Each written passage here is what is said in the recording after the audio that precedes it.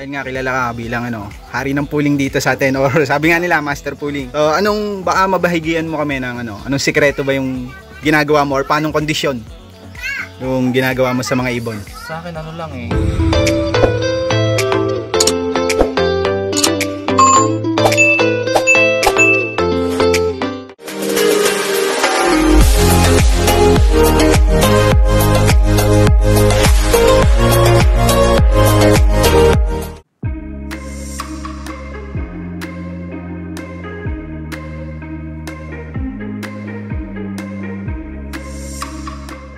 Yo, what's up? Welcome back muli mga kalapatids dito sa ating channel. So for today's video mga kalapatids is meron tayong papasyalan na isang kalapatids. Pwede na! Sa magaling na panser din dito sa amin sa Los Baños, Laguna mga kalapatids.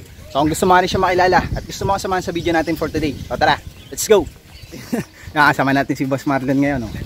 Ito yung loft na bibisitahin natin ngayon. Mamaya makikilala niyo siya mga kalapatids. Yung loft niya oh. Ito yung isa. Yan. Boss, ano yan? Anong ginagawa mo dyan? Marap ka! Ito yung loft mga kalapatids. Isa to sa magaling dito sa amin sa Los Baños. Yan o. Yan yung design ng loft nya. Yan o, lalo na sa mga newbie or mga gusto pa lang na mag-umpisa, yan yung design mga kalapatids. O yan, nakakakuha tayo ng mga tips or idea sa mga binibisita nating loft. Yan o. Yung isa. Yan o. Ganda, simple lang mga kalapatids, pero ang ganda ng pagkaka-design. Ayan mga kalapatids. Ito yung nag-MacArthur. Boss, pakilala ka muna sa mga kalapatids natin. Clayton Sorban, isang puncher dito sa Los Baños, Laguna. Skyloft. Yan, Skyloft. So ayan, yung mga breeder natin. Pwede bang makita Boss Clayton? Ayan sir. Yung dati ko nagkalbayog si Aljor, yung sa akin si Aljor na kita ba dyan? Kita naman ito si Aljor noon. Yan yung unang ibon mo? Oo, na nagkalbayog na tapos talagang 3 times siyang nag-lap winner. Wow! Ibay. Yan, siya yun. Gandang ibon. Laking ibon pero may speed talaga siya. Nag-i-speed siya ng 1-2 plus nun eh. Nung last south. Bali, siya na yung foundation mo ngayon? Oo, siya yung mga breeder ko ngayon. Bali, ito nga si Boss Clayton mga kalapatids. Kilala dito sa amin. Master pooling to. Mga kalapatids. Mga speed yung ibon ito. Nakakachamba. Sana all, nakakachamba. Yan, yung mga ibon niya. Tapos ito na yung nagmasbate. Ito. Ayan siya, may YB na siya ngayon. Yan. Bali, nilalaro mo siya, may inakay. Siya rin yung nag-number 1 kanina. Siya yung nag-number 1 sa pooling kanina. Mga kalapatids, siya rin yung... Tinesting ko lang uling i-pooling. Yan. Pakita niyo, sabi sa inyo, master pooling to mga kalapatids. Biglang nag-number 1 siya. Tapos may nilaro pa ako isa, tag team sila. Sila rin yung nanalo tag team. Silang dalawa rin. Yan, sa mga mga supplier natin yung isa eh. Galing. Yan siya yung knockout. Solo clacker ng knockout. Tapos second clacker ng masbate. Itong last lap. Yan siya yun. Yan yung ginawa niya. Tapos sport overall. Champion ngayong South Race. Bobby category yan. Siya yun. Yeah. Bali, anong line niya boss? Taiwan. Tapos ang kak niya yung kay Boss Roner. Boktot. Shoutout sa'yo. Yan. Kak niya yun. Yung hiniram ko dating... Yan na yung pinroduce. Taiwan talaga. Iba talaga pag mga Taiwan. Mga Taiwan kalapatids, yung hen. may speed talaga. Oo. Si Aljor Taiwan din to. Magka-line sila? Hindi. Ibang pare sila ng hen. Sa hen lang. Yan. Pero magkaiba sila ng tatay. Pero talagang Taiwan. Taiwan talaga. Speedbird talaga. May mga nandito Boss Clayton. Ito yung ayan, pares Vandenbroek. Inbreed parehas. Yung na-acquire lang din natin kay Boss Malyari ulit. Doon siya galing. Tapos yan mga breed. Ito yung 2 times Tacloban. 2 times Tacloban. Isang beses nag-MacArthur Leyte ni Mang Andy. Yan, siya yun. Wala may anak ka na nito. Wala pa. Isa pa lang? Merong isa nandun, yung brown down. Hindi mo pa nasubukan? Norte, lilipad yun, Norte. Ang hen, ito itong kay Mang Andy rin na Tacloban din. Pares pala Tacloban line niya. Silver Toy daw ang line niya. Silver Toy. Yung naman yung Garuda. Ito Garuda daw sa akin ni Boss Paulo. Yan ang mga breeder ko. Tapos ito naman, yung nag-apa rin ni Boss Tok Tok. Yung nakilapa rin Takyo dati, yan, yun. Ano lang siya na hindi nag-clock, apari lang, pero konting oras lang. Nakatap lang ng konti. Yan, ayos na. Ang ganda ng place mo dito, Boss Clayton. Stock lock. Ito, pabagsakan or patakan dito ni Boss Clayton, no? Open na open. Ang ganda, open, no? Ito, tires. Stock yan, hindi, stock lock to. Kaso, ito mga panlaro ko ng ng norte. May mga 1A pa nga, gagamutin pa nga. Kaya hiniwalay ko dyan, inalis ko. Bali, panlaro mo itong nandito sa kabila. Ito itong mga Ito pa, yung isang nilalaro ko ngayong summer. Tapos may pang norte din dyan. Okay. Mga Itong mga alapatids yung pakita ko sa inyo. yung mga flyer natin. Ayun yung nakatagting kanina ni ano. Yung mas bata yung black check na yan. Kaya pala speed eh. Finisher pala yung nilalaro mo ngayon. Speedbird din siya. Konti. Yan lang yung photo natin. Yan mga alapatids oh. Oh, PHA yung hen, tapos So, meron pa dito. APR yung cat. Yan, binibreed ko lang silang dalawa. Nalalaro din natin ng South. Ito mga alapatids. Meron nga pala dito ano. Ano na lang din. May pumasok sa loop niya mga alapatids. Ay Boss Clayton ito. Baka kilala ng may-ari. Baka sa ito kalapatids. So, mga alapatids eh. May tatak. Yung ring number. Yan.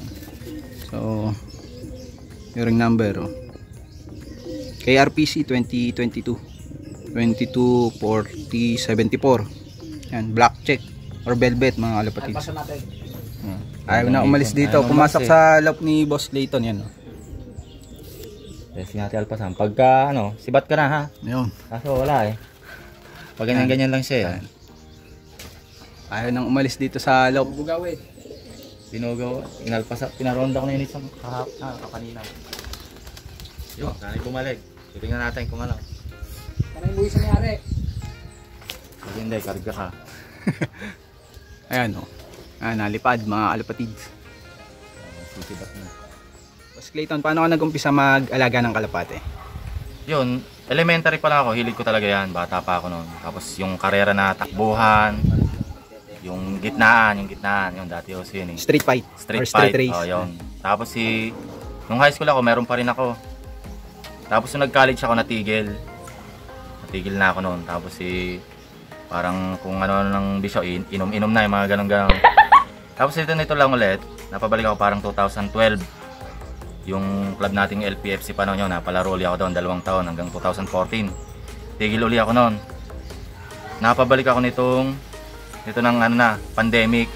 Kasi wala nang magawa tayo noon eh. May mga nagkakare-karera sa amin, mga bata. Sabi ko, gusto ko na ulit mag-alaga. Yun, nang nag-alaga ulit ako. Tapos 2021, laruan natin sa yun, nakapagpauwi na ako ng Kalbayog noon. Unang try lang ulit. Hanggang sa talagang na-motivate na ulit. Sabi ko, so sana Tacloban na susunod o Masbate, yan. Yan ngayon, nakapag Masbate naman tayo. Medyo sinuwerte rin. Dalawa yung nag-crack natin. No? So, Boss Clayton, so dahil nga kilala ka bilang hari ng pooling dito sa atin or sabi nga nila master pooling. So baka mabahigian mo kami ng anong sikreto ba yung ginagawa mo or paanong kondisyon yung ginagawa mo sa mga ibon? Sa akin lang eh. Simpleng-simple lang din eh. Kasi pagka sa training, wala talagang tubig-tubig lang ako niyan. Probiotics. Natural lang. Tas natural yung natin, yung oregano, yan, bawang. Ganun-ganun lang din. Kasi sa DRB lang talaga ako nagamit ng mga supplements. Dyan. B-complex yan pagdating sa DRB. Pero yung sa kasi yung sinasabing sa pooling, bakit mabilis. Para sa akin nasa ibon talaga yun. Sa ibon na talaga. Kasi wala naman akong ginagawa sa kanila. Natural na patuka lang. Ano yung patuka din ibang panshir. Tapos tubig-tubig, electrolytes pag dumating. Tapos every other day, probiotics, ganyan. Kaya sabi ka, hindi rin ako. Kasi minsan, nag-iiba rin naman lipad eh. Hindi man naman laging number 1 ka eh. Kaya, pero mas madalas yung chamba talaga. Mas madalas. Kaya nasasabing nakakatakot daw kalaban. Pero sabi ko, nasa ibon talaga. Hindi wala ako sa yung magaling dun eh. Yung ibon talaga. Pero binibigay ko yung dapat na malakas siya, patuka. Kasi kailangan talaga niya yun. Kailangan din niya yun. Pero yung gagawin niya, hindi ko na alam kung pagdating ng liparan kung anong gagawin niya. Yun lang yun. So yun nga, ibig sabihin mga alapatids is nasa ibon talaga. So wala sa mga gamot or supplement na binibigay natin.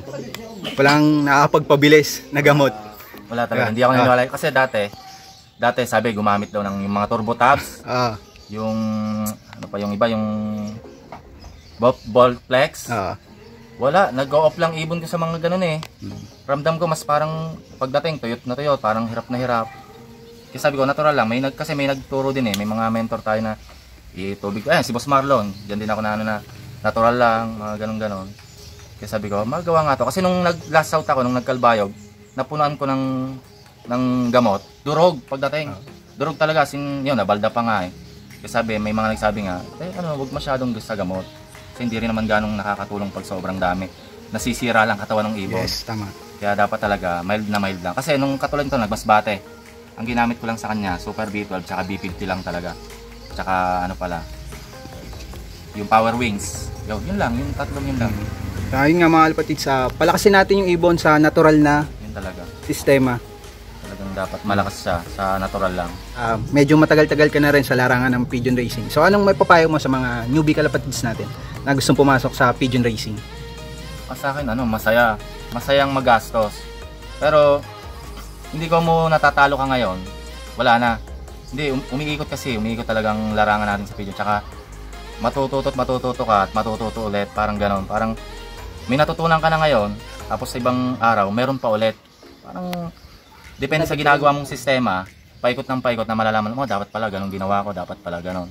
Kasi parang hindi pala pwede sa ibon ko yon. Yun, para magtutulungan talaga kayong dalawa. Kaya sa akin lang, tuloy-tuloy lang sa mga newbie natin dyan. Kasi ako, dumaan din ako sa pagka-newbie. Tapos kahit naman ngayon talaga, as in newbie pa rin kasi maraming magagaling talaga eh. Kumbaga sa chamba, tsaka payo ko lang din, linyada talaga. Sabi nga is, mag-umpisa na kayo sa tama mga kalapatids. Gumastos na kayo sa tamang ibon. Kumbaga, wag nyo nang panghinayangan kasi talagang masisiyahan naman kayo pagdating ng karera. Kasi ako, ang kinukuha ko talaga mga finisher, ganyan. Hindi ako masyadong sa sinabing, ito, linyada nito, ganyan. Hindi, ako mas sa lumipad na. Yun lang may papayo ko. Kasi maglalabas ng ganun yun. Hindi man ngayon, pero sa ibang clutch, yung mga ganun, maglalabas talaga sila ng ganun kagaling. Katulad ng magulang. Yun, shoutout nga pala kay Boss Romel Ramirez, aka Mumunlop. Kay Boss Roner Boktot, yan. Kaya kala Boss Takyo, sa Team Alaksan. Tapos yan, sa mga ka-team natin dito, Team Los Baños, PRL, tapos yung mga ibang club na pinaglalaroan natin, yan. Shoutout sa inyong lahat, tapos kay Boss Marlon, yan. Shoutout. Nasabi na eh. Yan, shoutout sa inyong lahat. Patuloy lang, happy flying. Dire-diretso lang tayo. Thank you. So ayun mga kalapatids, sana may natutunan muli kayo sa binisita natin ngayong araw. So sana nakapag-share sa inyo si Boss Kalapatids Clayton ng kahit papano konting tips or idea. Sana may napulot kayo mga kalapatids. And papasalamat na nga rin pala ako mga kalapatids sa inyong lahat, lalong-lalo na sa mga walang sawang sumusuporta at patuloy na sumusuporta dito sa ating channel. Happy 10k subscribers na nga pala mga kalapatids. Maraming salamat po sa inyong suporta. So paano, hanggang dito na yung video natin for today mga kalapatids. At kung ngayon pa lang napadpad o napadayo kalapatids, so huwag mo na rin kalimutan mag-subscribe. Hit mo na rin yung ating notification bell para laging updated pag mayroon tayong mga bagong upload kagaya na ito. So keep safe and God bless. Ingat lagi kung nasan man kayo. Life is too short mga kalapatids. Happy flying!